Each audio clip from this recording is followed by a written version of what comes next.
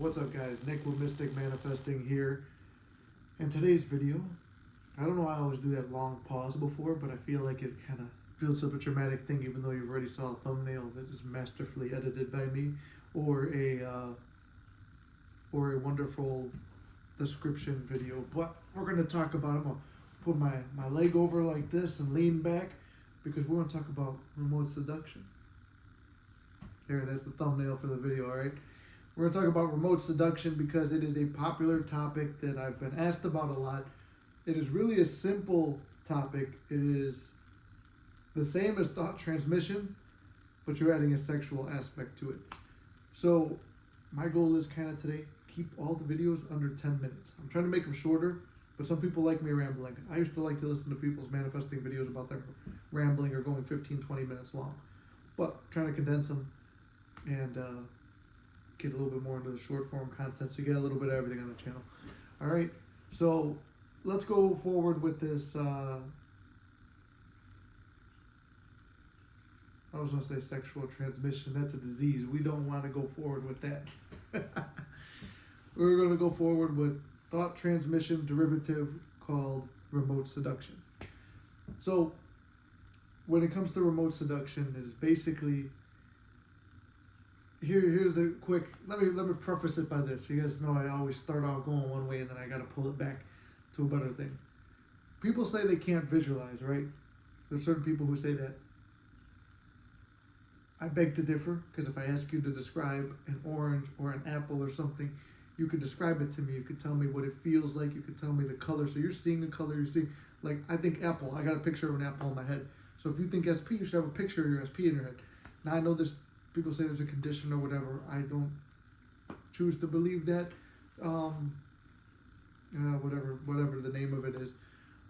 But when you describe an apple or an orange, or especially a lemon, or maybe a shot of Malort, or something nasty tasting, or something that smells good like a flower or something, why is it when you dwell on that thought of that specific thing that you could get a scent of a rose? Like Neville used to use a rose for it. And money. Money does have a distinct odor. It's got that weird smell to it. But it's a smell we all love to smell because we know something good's going to be coming from that money. But money has a smell to it, and if you're thinking about counting money, you know money has it's paper, but it's like a weird paper. It's like my brother would always be, he'll beg to differ, it's a cloth. So it's like that clothy feeling, paperish feeling. So if you're counting money, you could feel it in your hands and your imagination. You could hear the crack of it. So you could smell the money. You could tell me what an orange feels like. You could tell me what it tastes like when you bite the orange. Your senses are sensing things that aren't there by imagining them. Now, that's a pretty good, manifesting indicator right there that your brain can hear something, see something, smell something, taste something that's not there. So one of the things I used to do too would be like, when it came to SP, it's like, picture holding hands or something, and it's like when you get in that calm meditative state, like take a deep breath in for 4 seconds, hold for 4 seconds, push out for 4 seconds, do a couple breaths like that and just relax yourself. Feel your hands getting numb, like just focus on nothing, just blank mind. Let yourself feel loose and relaxed if you really want to get into this state. And then think about it, like holding SP's hand. You might even feel like a little throb, or like the squeeze of like they're holding your hand and squeezing it, or like there's fingers between your fingers, like they're locked together like that, right? You could start to feel that. You could imagine it and feel it. Kissing SP, you could feel their lips on yours. Getting handed money, like when I won, was it $1,200 or $1,300 in the casino the one time? The whole night I was picturing holding my hand out, because I saw Ani talk about that's how you get paid out. I never had been paid out that big before. I was picturing it, and I was picturing the money going into my hand, and then holding it after and showing it to my friend, and his face saying, "You motherfucker." Like everything that he said, what I thought he was going to say, he said, me holding it and like going through the money. What does that money feel like? How thick is the stack? So I'm getting that feeling of something. So if you could do that with sight, sound, touch, feel, whatever, why not use it for the sexual reason, which is remote seduction? Now, when it comes to remote seduction, you're literally just If I'm picturing money, I'm picturing the feeling, sound, and smell, and the sight. When it comes to remote seduction, it's okay, you're picturing SP or whatever person you want to seduce or be with. One of the things I would do is pick out something on their face that stands out. For my SP, it was always her nose. I don't know why. It's like so if she's watching, don't get upset. Say you have a bigger nose, mine's big, long, and pointy, all right? So I have a distinct nose too. I would focus on that. And she has like bigger lips, so I would focus on the lips then. And then I remember how her teeth look, and then the eyes, and if she's wearing her contacts or not, like what color are her eyes. And I try to form the face. And then sometimes I would hear her say a certain thing. So these were all like imaginal acts I would use. Well, sometimes when you think about a sexual act with something, for men, we're bricked up, right? It's like you start to, why is it, I'm just thinking something, my body's having a physical reaction to it. So your brain believes it's in that scene. So your brain and your mind and your spirit, it's going somewhere. It is somewhere else where this event is taking place while your physical body is here. And you're getting bricked up over it. Ladies, you're mourning doing it over it. Like you're picturing these scenes and your body is reacting to them. Which is insane when you really think about it. It's like, wow, I just imagined something and there was a physical response to it. Your body created excitement. So remote seduction is essentially that. The same way, if I'm hitting a visualization or an auditory manifestation where I want to hear something and I just repetitively picture someone saying something and me hearing it, or visualizing something happening, or imagining tasting something, or it's like I really have a taste.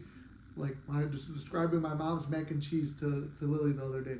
I was like, yeah, you got to try it. Her mac and cheese is good. I was talking about all the ingredients, and I was tasting it in my mind as I'm explaining it to her. Less than 24 hours later, it's probably like later on that night or the next morning, my mom texts me, if you want to come over, I made that mac and cheese. I know I haven't made it long. She didn't make it in like 6 months, 7 months, something like that. Why is it the day I describe it, it comes into fruition? So when you're doing this, it's like you start assuming, yeah, it makes it easier for you to assume that you're with SP, or if you're doing, and I'm not saying like there's someone, they talk about, what is it, the O method or whatever. So if you're cranking it and then you bust and you picture SP, you think you're going to manifest them that way? Every method works. I'll tell you this, every method works if you believe it works. Because I did No Nut, I did that method just because I was just what I was thinking about. I wanted to do it with my SP, not no one else. Every method works, it's just whatever works for you. So if you believe and you have a lot of faith in that method, it will work. And the remote seduction is just a quick way to make you feel good. Remember, at the end, we're chasing a feeling. Feeling is the secret, as Neville says. He's got a whole damn book named Feeling is the Secret. So when you're relaxing and focusing on the feeling of how it is to be with SP, you're lost to everything else in the world. And you just had SP for however long you're in that visualization. And you had him or her in that most intimate of moments. And then you come out of it and you're almost shocked. Like every time you get a good sat session or visualization, you come out, you're almost shocked. Oh wait, I'm here in the real world. Your mind went somewhere else. And for a while, that feeling, you're bringing that feeling back from that scene and sitting in it all day. Yeah, I have to go do this. I have to do that. I have to go on about my daily life. But same thing is if you actually did just spend some time and have sex with SP and, focus on that. And then, but like you got to go live your life. It's just something that's already, it's played out. You're living your life, but you're carrying the feeling of like, I feel good because that happened earlier. So essentially, this is a long drawn out video. I still did keep it under 10 minutes, damn. But that is essentially what remote seduction is. You're visualizing the event, you're trusting it, and it's like, I was picturing moves, the side note, I pictured moves that we never did. When you're with someone, you kind of get a little routine and you wind up doing the same stuff sometimes. I was picturing stuff we never did. When we did get back together, boom, we're doing all those things. And yeah, as the guy, you're taking control of the situation, but it was like just something that it felt more natural, or some things I was picturing her making the first move, and boom, she's making the first move. So it's like, I wouldn't be preaching the shit if I didn't live it and experience it, because all the shit sounds insane when you really break it down. But essentially, that's what you're looking at. And because I'm recording all these videos at once, I'm trying to do better at staying organized. So let me make my announcements. I don't do the shit like I used to hate it when YouTubers, when I was watching as a kid and stuff, they'd be like, subscribe, punch that like button or whatever, and all this stuff at the beginning of the video. Watch my video. If you make it to the end, then you hear the announcements, because obviously you like what I'm saying. If you want monthly coaching, I'm only opening up 4 more spots. I'm saying this in all the videos. It could be filled up, but check with me. 4 more spots for monthly coaching. That's $1,500 a month, 2 sessions a week, 1 hour each, and then access to my phone where we could talk and communicate over, you know, what's going on with you, and if you're going through spiraling or whatever, and I pull you out of it and just give you like the little motivation you need through voice memos or whatever. I'm doing a seminar at the end of June, and if you want to join that, same thing, that or the monthly coaching, email me at mysticmanifesting@gmail.com. All the information is down below. If you want to book a one-off session where it's 1 hour long, but we usually run over through Google Meet, that is down below too on the Calendarly app. Book it there. And the link to the Discord is on there as well. And yeah, that's about all my announcements and stuff I've got. Oh, and the merch is up too, so you should be able to see that. That's about it though, guys. I appreciate you sticking around this long. Go out there, feel good, remotely seduce, and enjoy everything, guys. All right, I love you very much. You can't fuck this up, and it's all working out in your favor. I'll see you soon.